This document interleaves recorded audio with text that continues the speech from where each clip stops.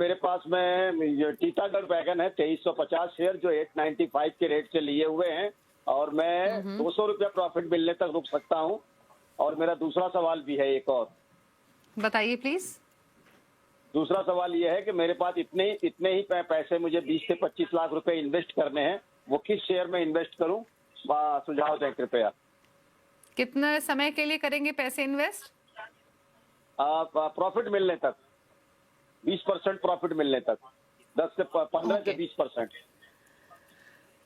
मानस बताइए, 20-25% profit target के लिए कौन सा स्टॉक रहेगा? अमाउंट बड़ा है इनका, 20-25 लाख।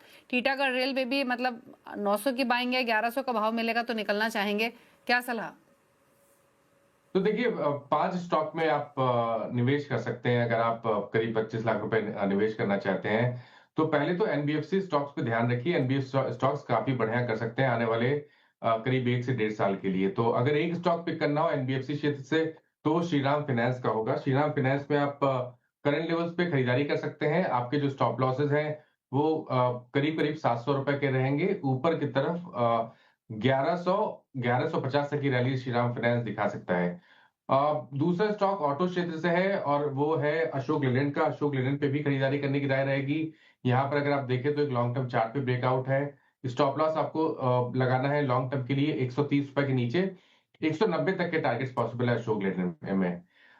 जो तीसरा स्टॉक है वो बैंकिंग स्पेस से रहेगा। मेरे ख्याल से एचडीएफसी बैंक में अब आप निवेश कर सकते हैं क्योंकि यहाँ पर कंसोलिडेशन हो गया है। शायद स्टॉक तैयार है एक नेक्स्ट मूव के लिए। तो यहाँ पर आप लॉन्ग टर्म के लिए निवेश कर सकते हैं। 930 का स्टॉप लॉस लगा लें। ऊपर की तरफ 1150 के टारगेट आपको एचडीएफसी बैंक में देखने को मिल सकते हैं।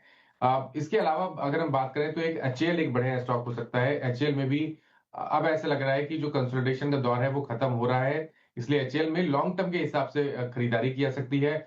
4350 के स्टॉप लॉस से खरीदारी करें। 5500 रुपए तक के टारगेट आपको 1 से 1.5 साल में देखने को मिल सकते हैं। और पीएसयू बैंक पे भी ध्यान रखिए। पीएसयू बैंक में मेरा समझना है कि स्टेट बैंक ऑफ इंडिया एक बढ़िया पिक हो सकता है। लॉन्ग टर्म के हिसाब से पोटेंशियल बहुत है। अगर आपके पास 1 से 1.5 साल का समय है तो आपको 1300 रुपए के टारगेट सेट करने हैं और 860 रुपए का स्टॉप लॉस लगाना है। तो ये 5 स्टॉक हो गए। चलिए, तो 5 शेयर्स आपको बताए गए हैं और अकॉर्डिंगली आप पोजीशन बना सकते हैं। और एक बार मानस, टीटागढ़ रेल पर आपकी सलाह क्या है? 1100 के लक्ष्य देख के चल रहे हैं? तो देखिए, टीटागढ़ में कंसोलिडेशन है अभी। कोई कॉल लेना, डायरेक्शनल कॉल लेना थोड़ा मुश्किल है। आपको ध्यान रखना है कि 960 970 पे एक स्ट्रॉन्ग रेजिस्टेंस है। तो टीटागढ़ अगर 970 रुपए के ऊपर निकलेगा तो 1150 तक की रैली दिखाएगा। तो आप अपनी पोजीशन को होल्ड करें अभी के लिए 750 रुपए के नीचे।